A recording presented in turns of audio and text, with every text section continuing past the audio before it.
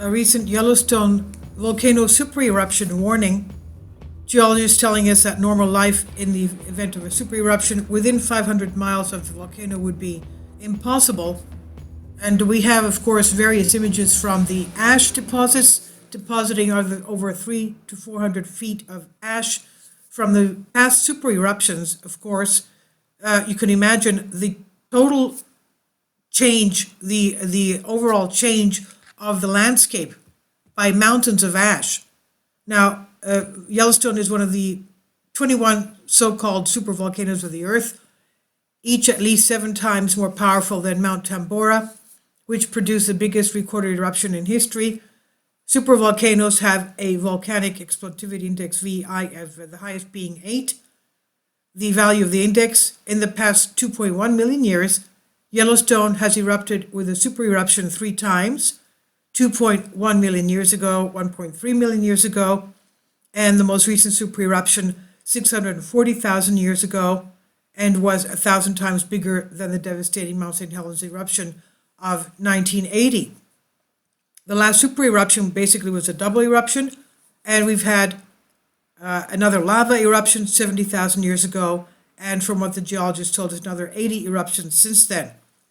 The main feature of the supervolcano is the large magma chamber, the underground reservoir filled with hot flowing rock. And Yellowstone is said to be due an eruption based on the cycle of previous eruptions, though it's generally accepted that anything within the next 10,000 years is not likely. That is not, though, stopping field workers modeling prospective eruptions, as explored during Naked Science documentary titled Supervolcanoes. So here, Eric Myers, the documentary's narrator, reveals how post-eruption life within a 500-mile radius of Yellowstone in the event of a supervolcano would cease to be normal. In 2004, scientists looked into the effects of past eruptions, and they used them to predict what might happen in a modern-day super-eruption. And while the eruption itself would be devastating, Myers explained for those who survived the explosion, it could get even worse. DNA evidence suggests that the last supervolcano erupted, creating a mini ice age that nearly led to the extinction of the human race. And that was in the Taupo volcano of the North Island of New Zealand. It's a supervolcano, and anthropologists said from one of the past articles I made a video on, they estimated that there were only 2,000 humans left worldwide. 2,000, as if you average that's about 1,000 couples worldwide. So he says an eruption of the Yellowstone supervolcano would cause widespread devastation, of course, across the United States. He said on the first day, those spared by the initial blast would face pyroclastic flows that would sweep out from Yellowstone, destroying nearly everything within 60-mile radius. 3 days after this, normal life within a 500-mile radius of the volcano would be impossible. And within a week, the center of the U.S. would probably be buried under a thick carpet of ash, killing thousands with a painful lung disease. Professor Michael Rampino, geologist at New York University, considered how the deadliest part of a supervolcano eruption would be the gases that remain in the air, rather than the ash that falls in the ground.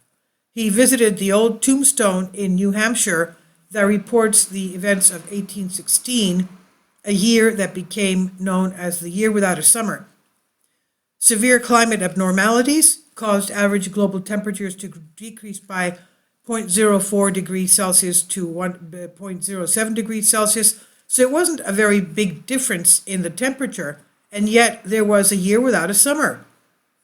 Evidence suggests that this was caused by the 1815 Mount Tambora eruption, the most powerful recorded eruption in recent history. Professor Rampino said this is a memorial to a farmer named Reuben Whitten, who managed to save the town of New Hampshire by growing enough wheat on his land to feed the community. There was snow in June and frost in July and again in August that killed most of the wheat in the lowlands. But Reuben Whitten managed to grow enough wheat in the highlands where he fed the town, highlands here, and to feed the town.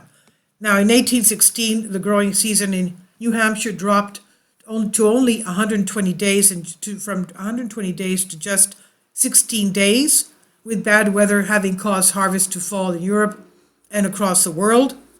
Though 10,000 miles away from New Hampshire, Mount Tambora eruption offers clues to the potential aftermath of a Yellowstone super-eruption, as Professor Ampino explained that droplets of sulfur dioxide were spread worldwide by stratospheric winds.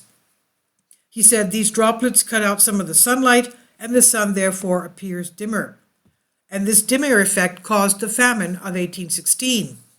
Some estimates suggest Tambora killed 71,000 people, twice as many as a devastating 1883 eruption of Krakatoa, east of Java, mainly through famine. So it's not just the effects of the ash and the dimming sun, it's the famine that's a problem. A supervolcano would likely have an even greater effect because these Tambora Krakatoa were not super-eruptions. Professor Rampino said, "We estimate that the drop in temperature globally after a Yellowstone-sized super-eruption would be about 10 degrees Fahrenheit. You can understand, it's like a mini ice age. Now, frost and snowfall even in equatorial regions. Tropical vegetation has no cold hardness. So a frost in the tropics, of course, would kill off all the above-ground vegetation. The loss of a growing season of 1 or 2 years could see billions of people as victims to this type of a super-eruption and a fall in temperature," he claimed. So you could understand how devastating a super-eruption could be. This is by Charlie Pittock on Express UK. Please leave your comments, and thank you for your support. As you can see, this is the map of the continental United States and Canada. In the center of the 10 o'clock position, you see the red dot being the Yellowstone supervolcano, and you can see the ash clouds and deposits of past super-eruptions, and I guess it's the same thing that would happen in future super-eruptions. And as you can see, most of the North American continent is under ash. And we're talking about 300 to 400 feet of ash, as in the past. Mountains full of ash. Super-eruptions could go on for hundreds or thousands of years, as we know from the past super-eruptions in India and Siberia and other locations. Please leave your comments, and thank you for your support. Please support my Patreon account. The daily posts are 5 videos daily, and they are totally different from what I have on my YouTube channel. Thank you so much for your support and that you find all my content so interesting. You'll find the Patreon account details in the description box below.